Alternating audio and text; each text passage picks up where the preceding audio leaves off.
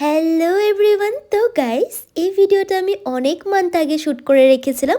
গেছে বছর দুর্গাপূজার সময় ভিডিওটা শ্যুট করে রাখা, বাট আমি ভেবেছিলাম যে ভিডিওটা গ্যালারির থেকে ডিলিট হয়ে গেছে, বাট পরে দিয়ে চেক করে দেখছি যে না, ভিডিওটা রয়েছে। চলো চলো ভিডিওটা তোমাদের সাথে একটুখানি শেয়ার করি। তো দেখতেই পারছো আমাদের বাড়িতে ঢুকেছে কত বড় প্রকাণ্ড কালো একটা সাপ, আর এই সাপটার রেস্কিউ করার জন্য একটা মানুষ এসেছে, দেখতেই পারছো। আর আমি কিন্তু ভিডিও ফটোজে অনেক দেখেছি সাপ রেস্কিউ করা আর স্ন্যাক রেস্কিউ করা ভিডিওগুলো কিন্তু আমার সেই লাগে। আর আমি জীবনে প্রথমবার চোখের সামনে সাপ রেস্কিউ করতে দেখছিলাম।